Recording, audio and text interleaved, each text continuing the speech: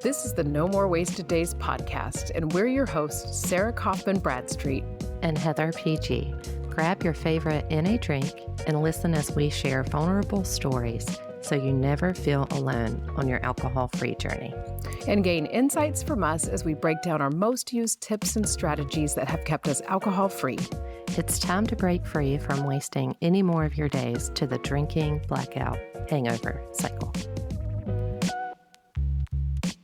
Welcome to another episode of the No More Wasted Days podcast. I'm one of your hosts, Sarah. And I'm Heather. Are you excited to kick this one off? I am. I'm very, very excited. Before we get started, I want to invite y'all to come join us in the Daymakers community. Yeah. And I want Sarah to share a little fun fact about how the Daymakers community was named.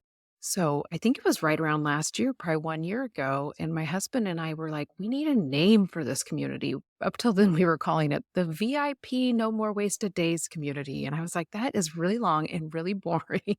And it doesn't explain anything. So I put it out to our community and I said, I need some names, guys. Give me some ideas. And we got a lot of cool ones. I remember some of them still, like the Sober Misfits. We had all different ideas coming at. But Heather said Daymakers. And I was like, that's it. There it is. And it's perfect because it goes with No More Wasted Days and the idea that we are no longer wasting our days to hangovers. And now we are making our days what we want them to. So thank you to Heather for coming up with this badass name for our community. I truly, every time I write it down, I'm like, what a great name.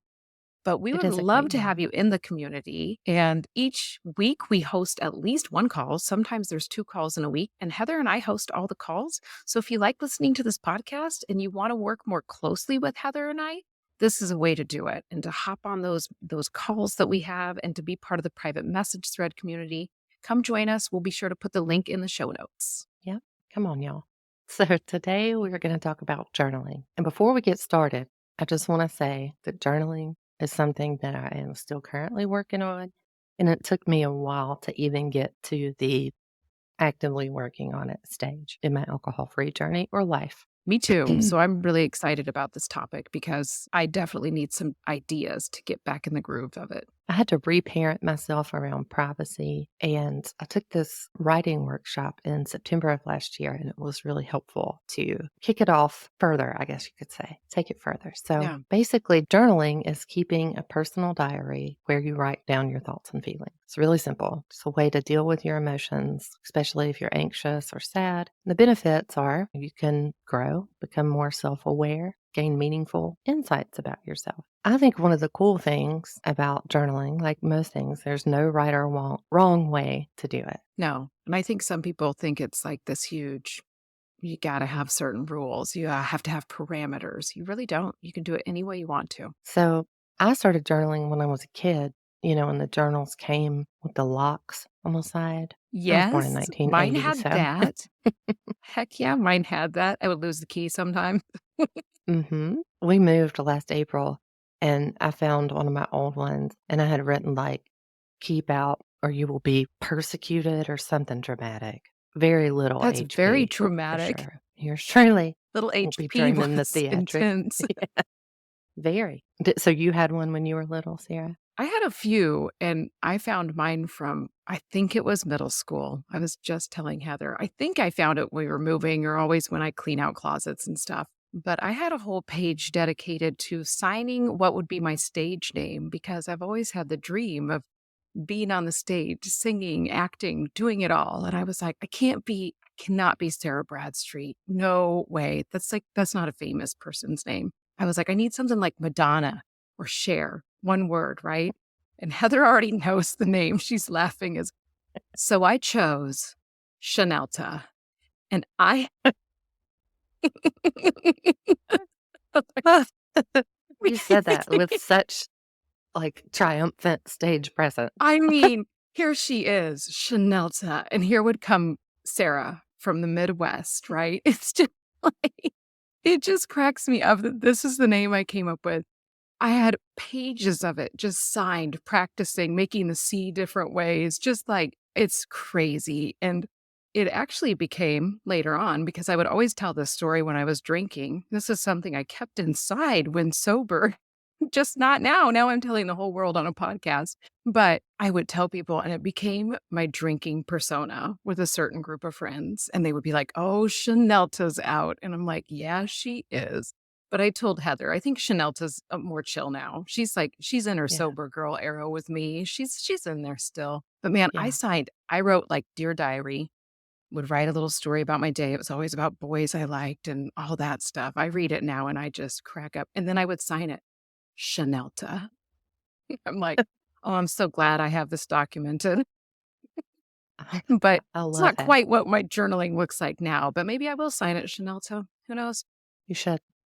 If you're on my I'm email list, totally maybe I'll yes, sign do it it. that way. And I'll Yeah. know only people who listen to the podcast know. Now we know. So I Heather had a said she had a story, and I You know haven't what I heard it do? yet. I started journaling when I could read and write. I don't, back in the 80s. And when we moved last year, I found some of my journals. And one of the entries, I called a fellow classmate a feeble hoe. How do you Mhm. even know how old you were?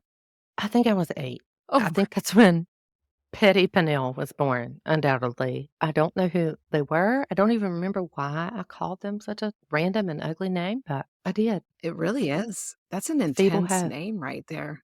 You should keep Yeah. that. You need to write a story Mhm. and keep that in there. That's some It's a good good idea. imagery. She's Yeah. tired. She's feeble, but she's a hoe. So random. I was probably mad about some boy, I Oh, have no oh doubt. my gosh. I had ones through high school, and the ones through high school are almost much more cringeworthy than the middle school Mhm. ones. But the middle school ones are just, that's all I wrote about were boys.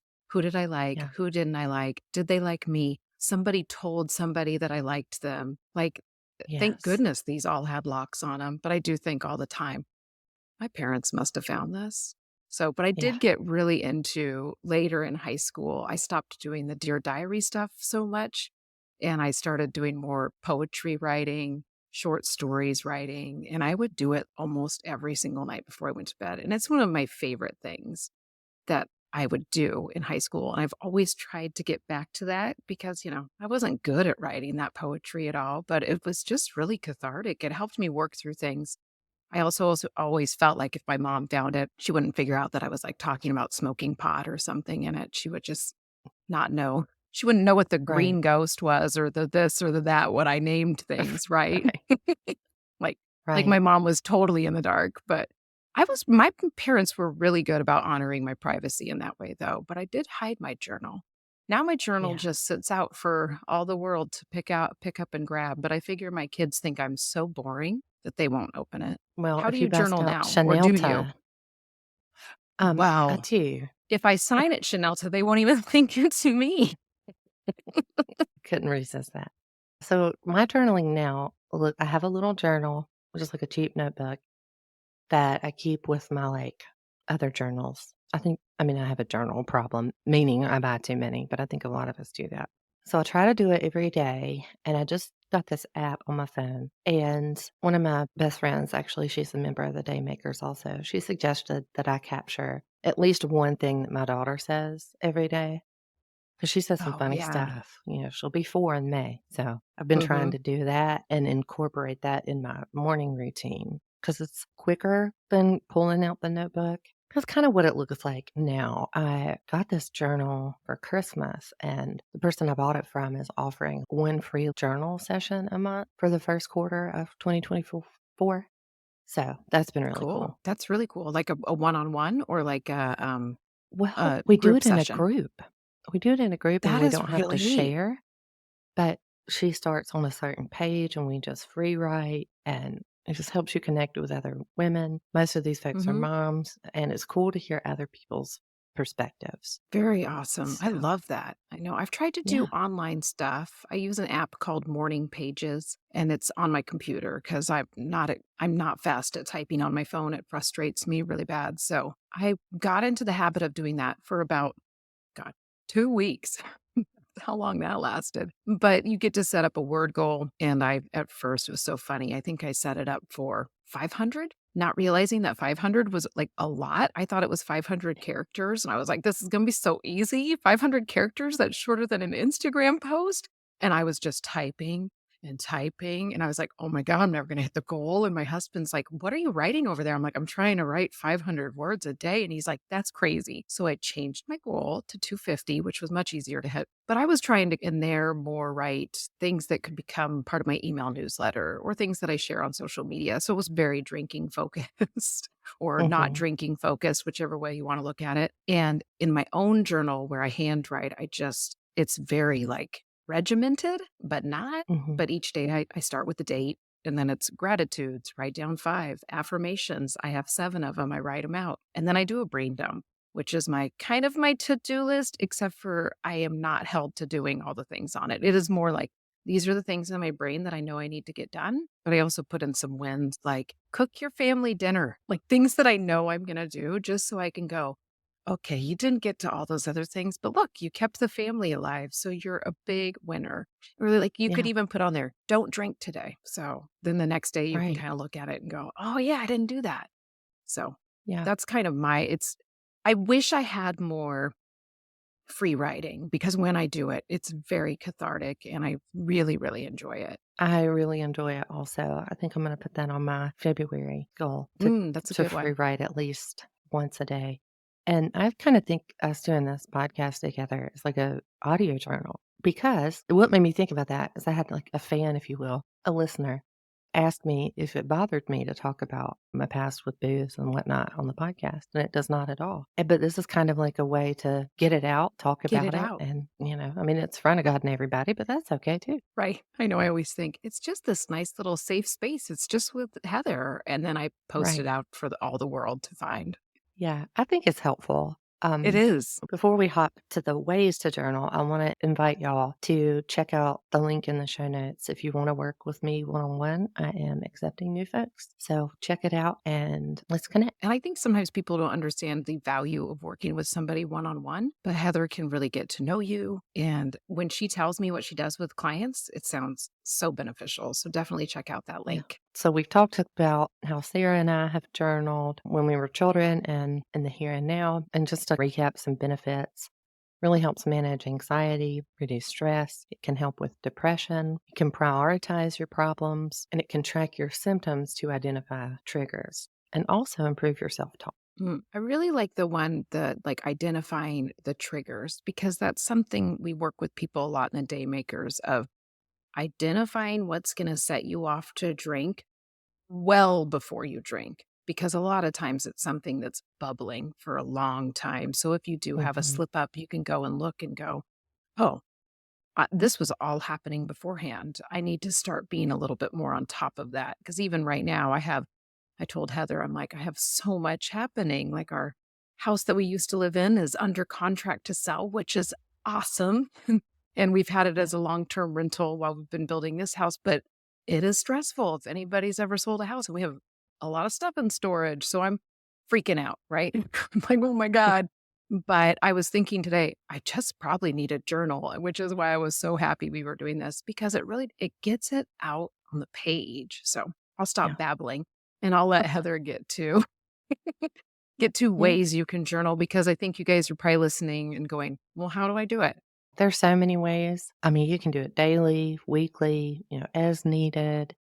And you can choose the method that works for you after you try different formats, such as visual journaling, bullet journaling, gratitude journaling, brain dumps. And just remember there's no right or wrong. And you got to be honest with yourself and use your journal as a tool for self discovery. I think that's really key. Yeah, that is so key. And I do talk to a lot of people, even when approaching them saying, write down 3 things you're grateful for and write down 5 affirmations. This is how I have people start out in the 30-day alcohol free challenge. People will say, I don't want to have a journal. I am so afraid of somebody finding what I write. And that's when I always kind of go, do you have a space above your bed where you could hide it? Because one of my friends had Yeah. that in high school. Do you have a spot under your bed where you can put it under the mattress? Like, and I know it sounds crazy, but if that's the thing that it's going to take for Yeah. you to be really honest with, and it's strange how sometimes when you are journaling, you're like, I don't want to write that down. But when you Right. do, oh man, it is Yeah. really freeing. It really is. And you could even write it Yeah. down and burn it safely. Exactly. like notebooks, a pen, a phone, computer, and, pick a topic to write about. There's all kind of journal prompts online. If you can't think of Mhm. anything, just Google journal prompts for self-discovery or journal prompts for alcohol-free. I'll write some pretty powerful ones, and we can put it in the show notes. Also, I live by timers, so I think if you set a timer for 15 minutes or at least write a sentence a day. Like, have some sort of goal for yourself. This Yeah. is how I'm gonna do it. I like the timer idea too, because sometimes I am not great at not prioritizing, organizing my time. So this would be something that could make me go, it's just 15 minutes, set your timer. And the thing about it is I love journaling when I do it. It's the being consistent. So to have the little goal of just Yeah. write a sentence a day, nothing major. Yeah, another thing I just thought about is a craving typically lasts 15 to 20 minutes. So if you're experiencing a craving, grab your journal or what have you and just write for 15 minutes. Get that stuff out. Mhm. Yeah. Might help with your I was just craving. I was thinking too, I do voice to text a lot for different things if I know my phone is the only option, because like I said, I don't know how the teens do it with the typing with their thumbs. I'm a index finger and it's always giving me lots of typos and it makes me so mad. So voice to text it, and it is such a quick way to write something down, or if something's bothering you, you could just keep your journal in your notes section of your phone and you Yeah, could just hop in there, talk about what's bothering you, because I know, like Heather was saying, doing this podcast is so helpful because you just get to talk it out. But a lot of people don't want to do that. So just talk to your phone and yeah, put it there, and there it is. And even if you want to delete it afterwards, just you got it out. yeah. Another like tip is try not to judge yourself or worry about grammar, punctuation, spelling. Just get it Hmm. out of your head somewhere. I often just don't even worry about any of that stuff when I'm going, or my handwriting. I can Yeah. tell a lot almost by even where I am in my monthly cycle by what my handwriting looks like in my journal, Mm, which is kind of funny interesting. because I've started noticing I'm like, oh, at this time of the month, it's easy for me to write like with great handwriting, and it's just so nice. And then there's a little bit of chaos at a certain time. And it is just my handwriting is just crazy then. But I'm always telling myself, like, it doesn't matter what it looks like. This is only for me. This is only to get it written down. And it doesn't have to be something that's a document that anybody's going to see. Yeah. I think that going back and reviewing your thoughts and feelings is a good idea. I think it could be triggering, so be mindful of that. But one of the things when you were saying it could be triggering is I wish I would have kept better documentation of how I was feeling early on in my alcohol free journey. Me I too. was I didn't journal at all. I mean, I journaled my affirmations and I journaled my daily gratitudes, and when I got done with the journal, I have no idea why I made this choice. I threw it in the recycle bin. And I always think, "Oh my gosh, that's your only link to your early alcohol-free days." And it wasn't even anything very intense. It was kind of like, "It's my first weekend without a hangover." And Yeah. I always am like, "Why was I so stupid? Why did I make that choice?" But I did. But I really wish when I hear people say like, "Oh, I journal every single day," I'm like, "Oh, that is so cool." Because when I have Yeah. been consistent with journaling, it can be really cathartic to go back. Some things can be really hard to go back and read and just be like, "Oh, I'm not gonna touch on that." But man, I wish I had that kind of documentation of such a pivotal time in my life. I have the planner that I used in 2021. I still have it. And in March and April, I wrote like I'm grateful for no more wasted days. And, so I have a little stuff left over from that, but yeah. Just a little I'm crazy enough to put so much stuff on social media that Facebook often reminds me of things.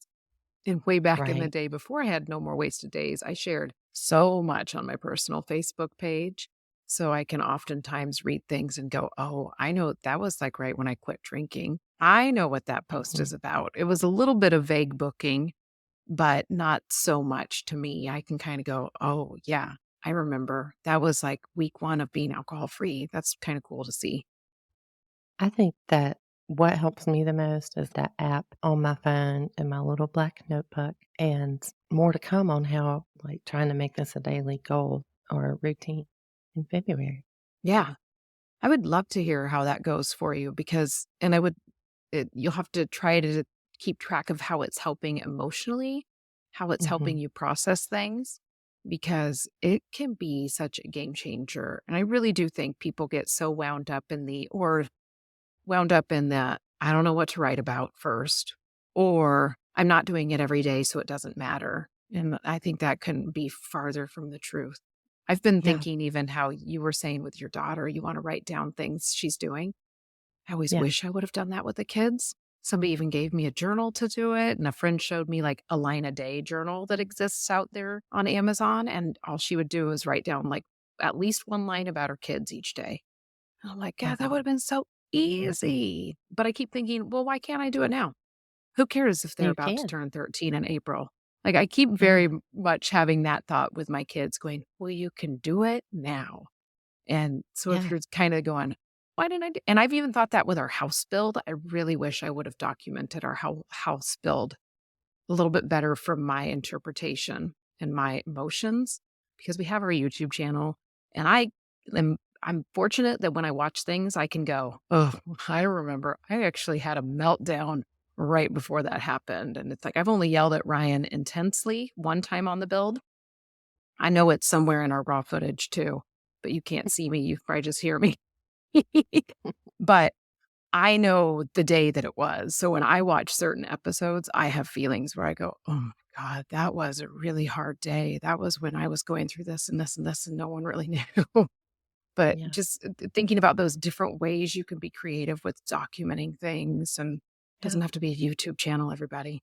I'm just kind of One saying, like, thing get it out there, put it down. yeah. One thing that you could do, I could do, we all could do, is, like, ask your spouse, like, "What do you remember about the kids when they were a certain age?" And your kids are older, Sarah, so you can get their interpretation of, like, their first memory of being a toddler or kindergarten, you Yeah. know? That would be pretty cool to kind of have those things written out. And it is, I think it's really neat too, as a non drinker now. But when I do revisit my drinking days through pictures or even through my kids' interpretations, it's Mhm. very interesting because they don't remember me as a drinker. I quit when right before they turned 8, I think, or right after.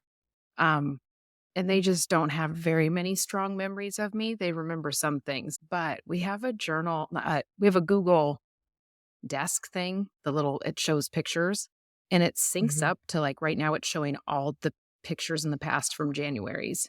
So we're seeing all these January pictures, but it'll go back to our drinking days and I will see Oh, pictures and go, "Oh." And sometimes my daughter goes, "Mom, were you drunk in that picture?"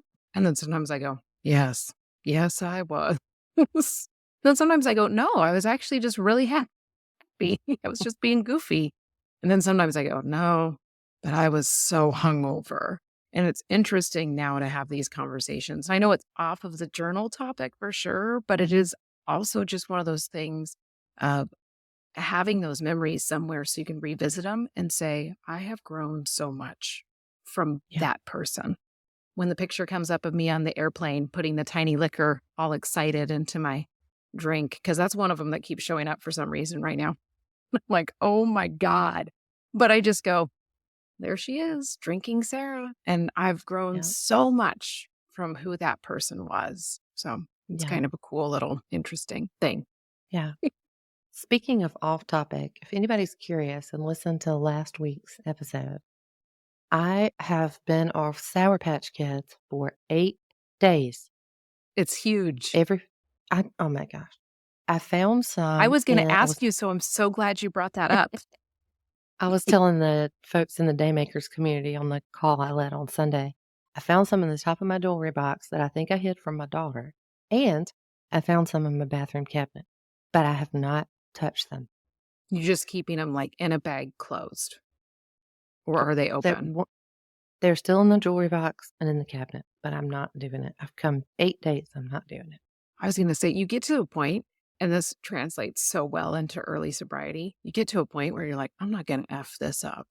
I have worked Right. way too hard to get to these 8 days, and now Mhm, eyes get set on 10."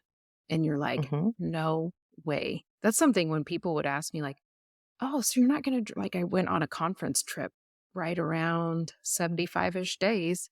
And they were like, "So you're not gonna drink on this trip?" I was like, "Hell no, because I'm about to hit 75 days. You think I would throw all that away for a few glasses of wine with you guys?" No. Right. Yeah. But it was just you get so dedicated to that number. And I'm someone too that I told myself if I drank even one drink, it would go back to day 0. I Me can't too. remember where you were on that, you too? Is that how you are Mhm. on Sour Patch Kids? Yes. And I've put it in our Daymakers thread, and now I've put it into the universe by way of the Nice. podcast. So Exactly. more updates to come. Yeah. Everybody's probably cheering you on because, man, those kids, I keep thinking about first they're sweet and then they're sour or whatever their little tagline is. And I'm like, they're Mhm. just sour for poor Heather right now. Right. They're They're just, addictive, and that was but my transfer addiction. Damn it. Could it's be worse. worth it to kind of, how's it going transferring now? Like you've gone through alcohol and Mhm. you have ditched you've learned how to deal with your emotions without Mhm. alcohol. Now you've got to learn how to deal with your emotions without Sour Patch Kids. Yeah. Have you noticed, like, this is so freaking hard? Yeah, it's very similar to, I mean, it's obviously not as bad as booze, but it's similar in that, I mean, I said last week, like, I was up at midnight going through my cabinet and negotiating with myself, like, "Okay, if you still want one or some in 15 minutes, you can go downstairs." So, I mean, it's similar, but I think I feel better overall, and I think when I start feeling the benefits from being Sour Patch Kid free, it'll be more, like, affirming, you know? Yeah, it's probably kinda harder to feel those too. I know that's how I was when I quit smoking weed too. I was like, "Oh my god, now I'm really raw dog in life." And Mhm. there were times where I was like, "I don't like this." And then there were times where I was like, "This is so purely out of habit. I don't even want this, but it is just something that my brain is telling me I should do." And Yeah. then there were the, "Oh my god, I have to do this? I have to manage my preteens," or like, it's just kind of going, "Okay, now here I am. I'm going through this raw dog in life." It's easier and easier every single day, right? To where the point is you get to this point where you go, "Why did I even do that?" That's very much where I am with that, where I'm just like, "That was stupid." That I was thinking I Yeah. was managing anything in that way.